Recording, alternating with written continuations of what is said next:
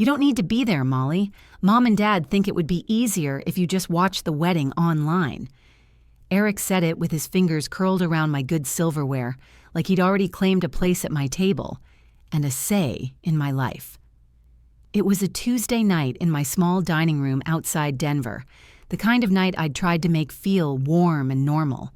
Pot roast was still steaming, the recipe my late husband used to brag about. Candles flickered. The good plates were out. Soft music played from a little speaker on the counter. I'd put effort into making this feel like family, and then Eric turned it into something else. For a beat, I honestly thought I'd misheard him. "I'm sorry?" I asked, lowering my glass with a care that felt ridiculous. Eric didn't blush. He didn't hesitate. He cleared his throat like he was reading a polite announcement off a card. "Yeah, my parents were thinking, with the seating and how crowded it'll be, it might just be better if you stayed home and streamed it. That way there's no pressure." No pressure. Like being excluded from my own daughter's wedding was a favor. Across the table, Patricia and Gerald stared hard at their food like the mashed potatoes required deep focus. Patricia wore that tight smile she used when she wanted to look pleasant while getting her way. Gerald kept his eyes down, shoulders loose, relaxed. Like this wasn't cruel, just practical. Like the decision had been made long before they walked into my house. Heat climbed up my neck. I was 64 years old. I'd raised my daughter, buried my husband, kept this home running on one income, stretched bills, worked extra hours, and still managed to set a table that welcomed them. And now I was being told I could watch my daughter get married like it was a live stream event. "I didn't realize there wasn't room for me," I said. My voice stayed steady. My insides didn't. Patricia jumped in immediately, sweet as syrup and just as sticky. "Oh, honey, it's not about room. We just thought it would be less stressful for everyone. Big events can be hard on older people." Older people. Not family, not Molly. Older people. As if I was a category, not a mother. Someone you tuck away so the pictures look cleaner. Someone you call later if you remember. Lauren sat beside Eric, her fork frozen halfway to her mouth. I watched her face shift as the words sank in. Her eyes moved from Eric to his parents to me. My daughter looked like the floor had gone soft under her chair. Eric glanced at her and tried to smooth it over the way people do when they're trying to make something ugly sound reasonable. "Baby, I just don't want any drama on the day. You know how your mom can get emotional. We're just trying to keep things simple." Emotional. That word landed like a stamp, the kind that makes you sound unreasonable before you've even spoken. It didn't matter what I'd done or sacrificed. One little label, and suddenly I was the problem. I thought about the ways I'd made space for Eric, cooking for him after his long days, pretending not to notice when he spread his things around my property like he owned it, smiling through comments from his parents that felt like small measurements of my house, my clothes, my worth. And now, after all that, he was trying to remove me from the biggest day of my daughter's life.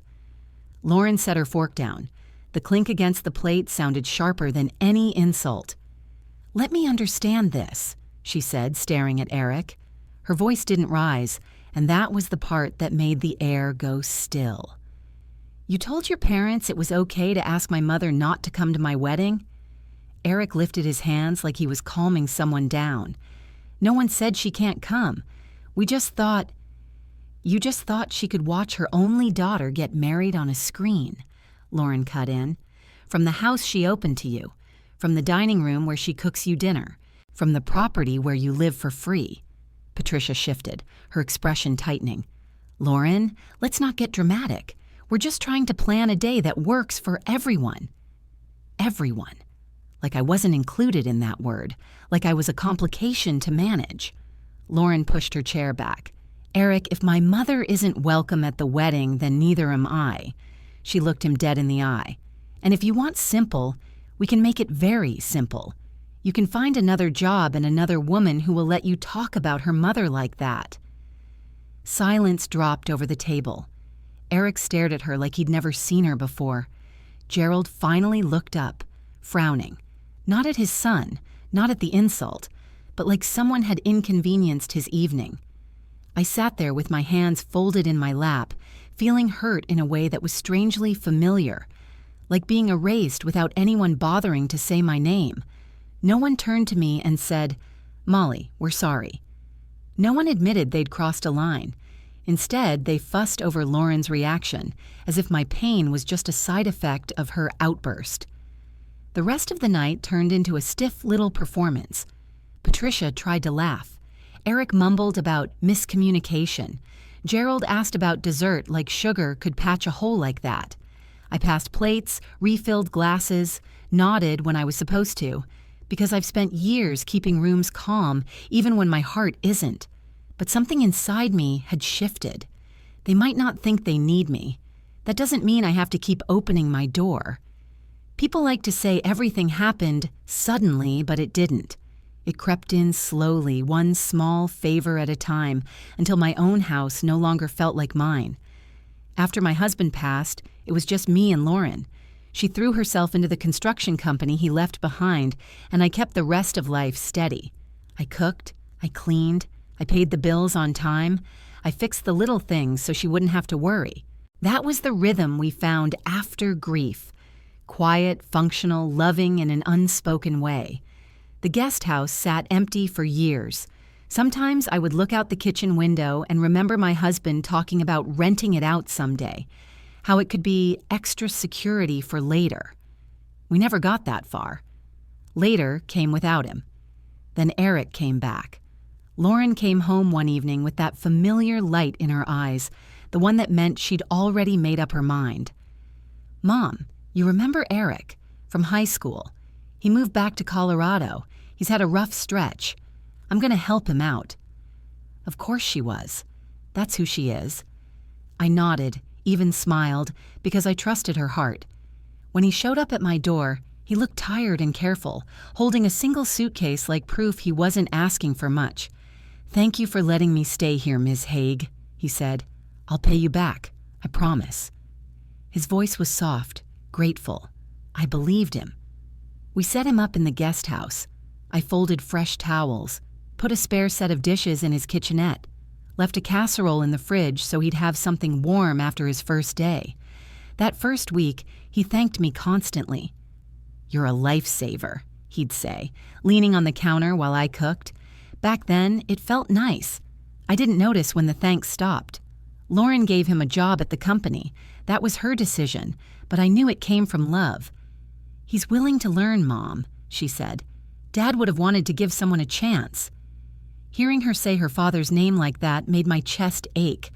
I wanted to believe Eric understood what kind of door had been opened for him, but things shifted quietly. One morning I looked outside and saw his truck parked in my usual spot, blocking the mailbox. A small thing. Still, it bothered me. I mentioned it gently. He smiled and said, "Oh, I didn't think you'd mind. It's closer to the guest house," and walked away without moving it. No apology, no acknowledgement. Somehow, I felt unreasonable for noticing. At the office, it was the same feeling. I'd stop by sometimes with coffee and donuts, a habit I kept from when my husband was alive. Eric started greeting suppliers in the lobby like he owned the place. "We're rolling out some changes," I heard him say once. "We'll streamline things after the wedding." We. Not Lauren. Not the company. Just we. Like the name on the building and the years behind it were details that no longer mattered. I smiled as I passed by, but inside, something burned. That company carried my husband's legacy. My daughter's name was on the paperwork, and Eric spoke as if it were already settled. Then came his parents. Patricia would glide into my kitchen with a gift bag and that tight, polite smile. "Such a cozy place you have, Molly," she'd say, eyes scanning counters and floors. "Are both the house and the guest house in Lauren's name? That's so much responsibility for her." The word both always landed hard, like she was mentally dividing things up. Gerald asked about property taxes, market value, growth potential, all in the tone of casual curiosity, but every question reminded me of something uncomfortable. In their eyes, I wasn't family. I was an obstacle between their son and a very comfortable future. Over time, Eric stopped thanking me for meals. He'd lift the lid off a pot and say, "Oh good, real food, I'm starving," like I'd taken his order late. If I commented on something around the house, he'd smile and say, "We'll see after the wedding, Molly. Might want to update a few things." Update. Each harmless word carried a blade inside it.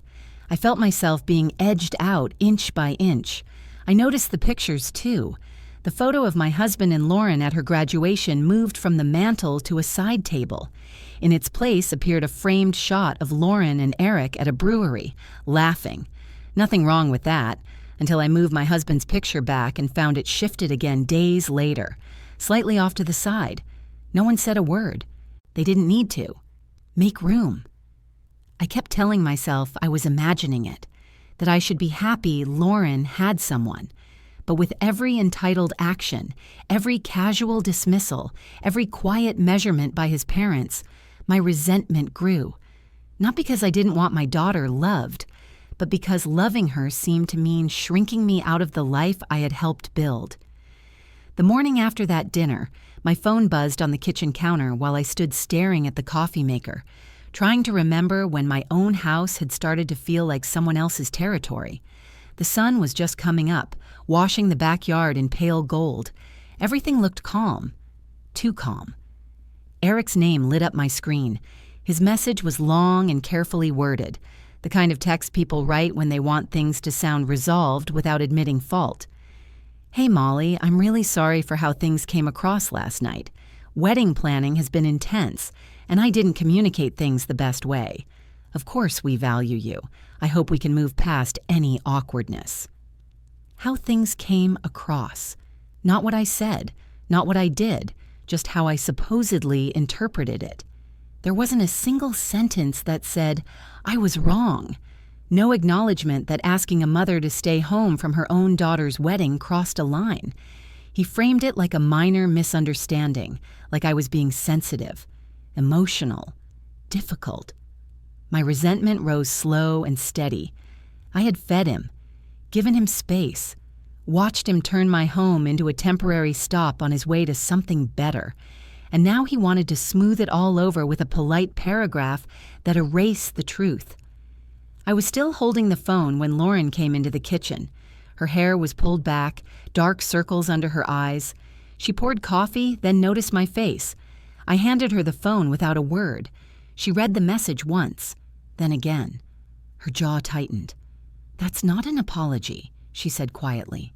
"That's him trying to rewrite what happened." Before either of us could say more, her phone buzzed on the table. Patricia. Lauren sighed and put it on speaker. "Hi." Patricia's voice floated out, bright and composed. "Lauren, honey, we just wanted to check in after last night. Things got a little tense." She laughed softly, like we'd argued over a seating chart. "We think there was a misunderstanding. Of course we want everything to be peaceful for the wedding." Peaceful? Peaceful for who? Lauren didn't take the bait. What exactly was the misunderstanding? There was a pause, just long enough to sound thoughtful. "Well, we only meant that with the crowd and all the emotions, it might be easier on everyone if Molly had the option to watch from home. We never said she couldn't come. We were just brainstorming. Weddings are complicated." Gerald murmured agreement in the background. Calm, united, rehearsed. Every word was soft, but the message stayed sharp. "We did nothing wrong. You're making this bigger than it is." I stood there in my own kitchen, listening to people talk about me like I wasn't even in the room, like I was an object to be repositioned for their convenience. And suddenly I remembered my mother. Years ago, she'd called me crying after my brother told her there wasn't room for her during a family gathering, despite the fact that she'd helped him buy that house. I remembered her saying, "I guess they don't need me anymore."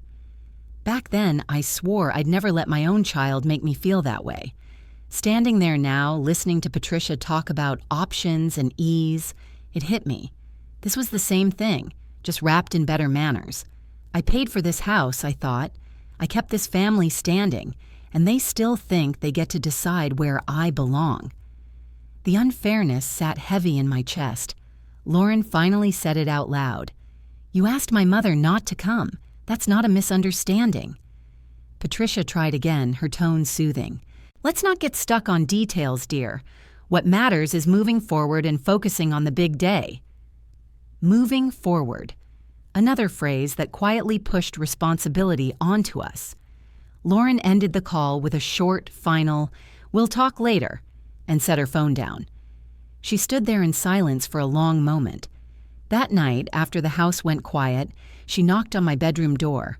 The hallway light left half her face in shadow as she sat on the edge of the bed.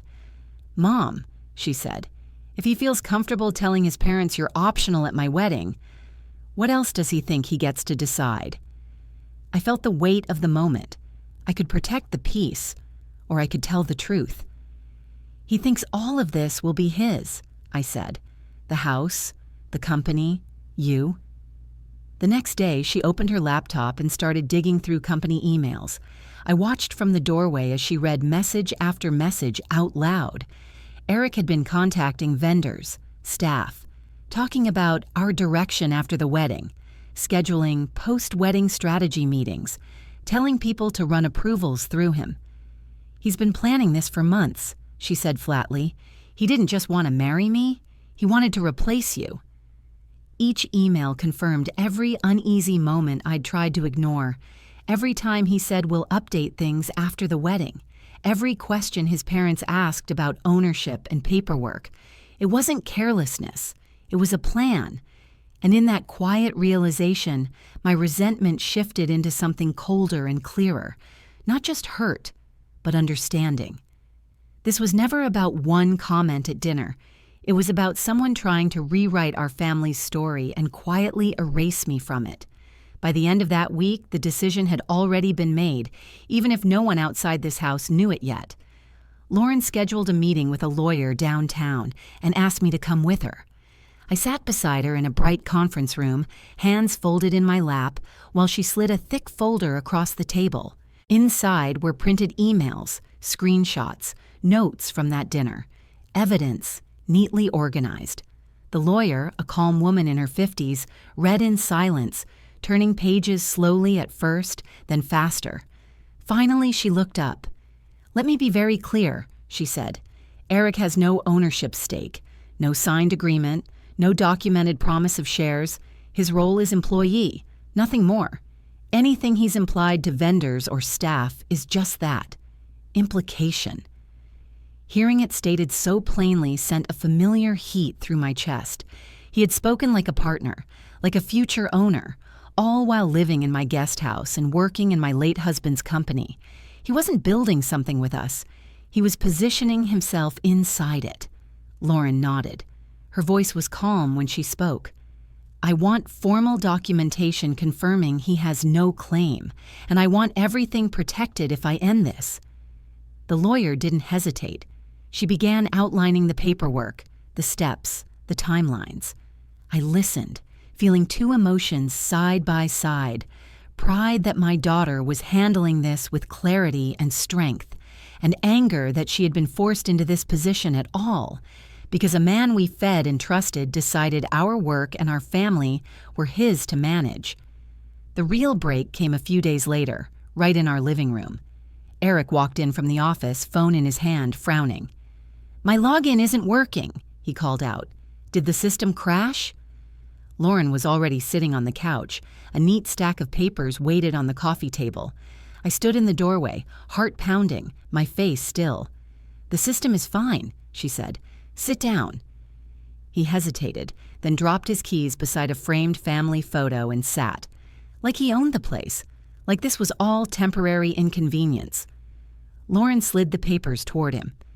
"These are your termination documents. Effective today, you're no longer employed at the company." Confusion crossed his face, then disbelief. "You're firing me." His eyes flicked toward me, sharp and annoyed, like I was the problem he needed to manage. That look alone made my resentment flare. "Over that dinner?" he asked. "This is because your mom got upset?" It's not just that night, Lauren said. It's how you've spoken to staff, how you've presented yourself to vendors, how you've treated my mother and this house. I will not marry someone who treats my family like obstacles and my company like a prize. There is no wedding, and there is no job. You're being emotional, he said, the words slipping out easily. You're blowing this out of proportion. You're destroying my future over one misunderstanding. Every sentence was a shove, an attempt to make her doubt herself. I felt a deep, steady anger settle in me. He still thought he could talk his way through this, still thought women could be corrected if you said the right things in the right tone. He refused to sign. He paced, raised his voice, talked about how much he'd invested, how much he'd helped grow the business. I watched him take credit for what my husband built and what Lauren had kept alive. I remembered late nights balancing bills, Lauren driving home exhausted from job sites. We had built this piece by piece. He had stepped into something already standing and acted like he was the foundation. He stormed out to call his parents. They arrived quickly. Patricia came in first, her concern already polished. Lauren, sweetheart, what are you doing? Firing him? Calling off the wedding? This is rash. Then she turned to me, her smile tight. Molly, please talk some sense into her. This is her future. That line hit hard, as if protecting my daughter was somehow hurting her future, as if Eric's comfort mattered more than her safety, her work, her home. Gerald followed, talking about fairness, about how hard Eric had worked, about how cruel it was to pull the rug out from under him. My resentment deepened as they painted him as the victim and erased the moment he told me I could watch my own daughter's wedding from my couch. Lauren didn't raise her voice. She didn't cry. There is no wedding, she said. His job is over. He has no claim.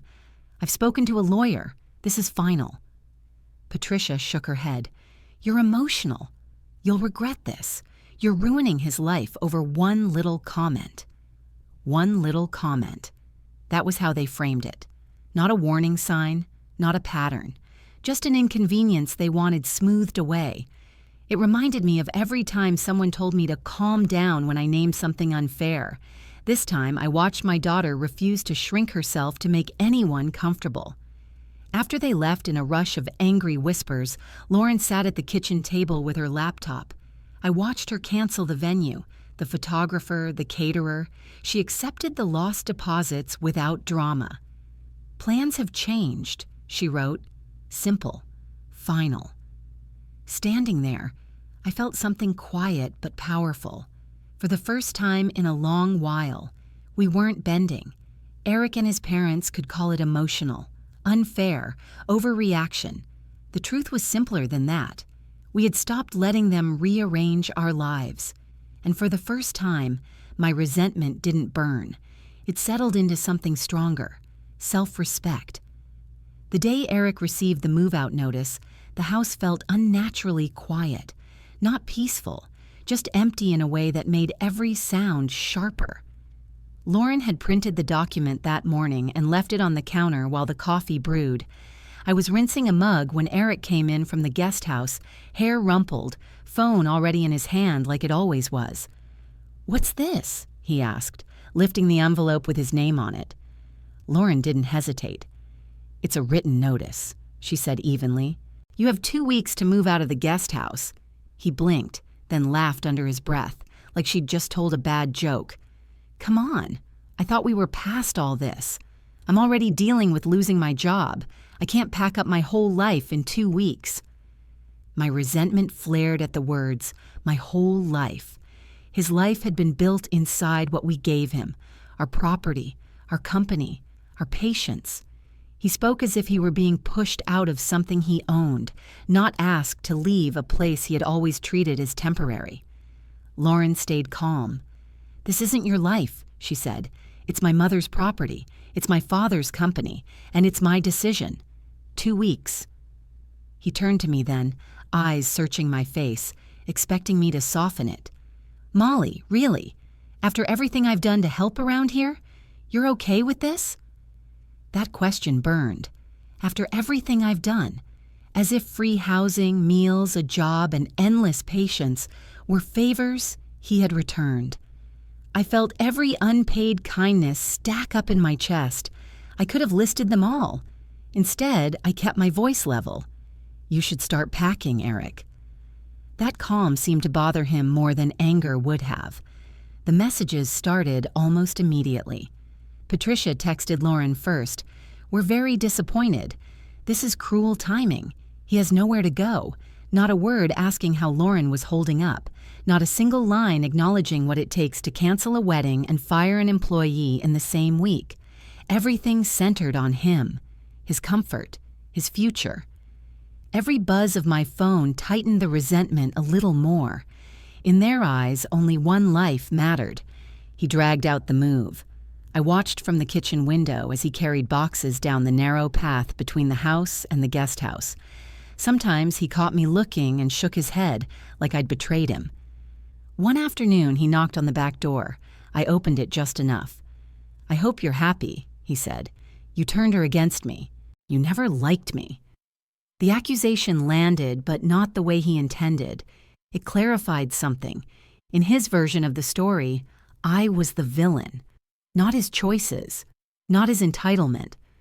My resentment settled into something clean and sharp. He didn't regret what he'd done. He regretted losing access. "I wish you well," I said quietly, and closed the door. When his truck finally pulled away, the property felt different. The guest house went dark. The driveway stayed open. The silence that followed wasn't heavy. It was a relief I hadn't realized I needed. For a while, his parents kept texting, comments about how sad it all was, how ungrateful Lauren seemed, how influenced she must be. Each message tried to pull the blame back onto us. Each one stirred the old anger, but less with every passing day. Eventually, Lauren blocked their numbers. The silence after that felt like a door clicking shut for good. At the company, the truth surfaced quickly. One of Lauren's senior managers stopped by with paperwork and said quietly, "I'm glad you acted when you did." He was making changes without approval. It didn't feel right. Hearing that was like the final piece locking into place. It hadn't just been me. Others had seen it too. The grab for control, the quiet overreach. My resentment eased into relief. We had stopped it before it cost more. A few weeks later, on a calm Sunday morning, the house smelled like coffee and toast. Sunlight warmed the kitchen table where Lauren and I sat across from each other. No raised voices, no phones buzzing, just quiet. She reached for my hand. "Mom," she said softly, "I'm sorry I let it go that far. I'm sorry I didn't see what he was doing to you.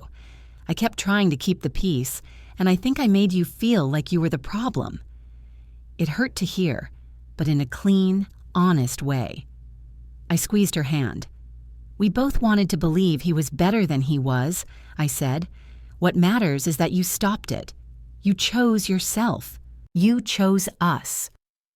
For the first time in a long while, the resentment inside me loosened its grip.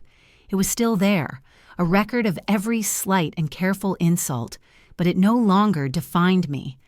I looked at my daughter and saw a woman who would not disappear to make someone else comfortable. And I understood that I didn't have to disappear either. There we were, one older woman, one grown daughter, a simple kitchen, hands clasped over a worn table, no wedding date, no man in the guest house, just the quiet certainty that love is not proven by how much you are willing to shrink. And if someone out there is sitting in their own quiet kitchen, wondering if they are asking for too much by wanting respect, let me say this plainly: you are allowed to stay in the room.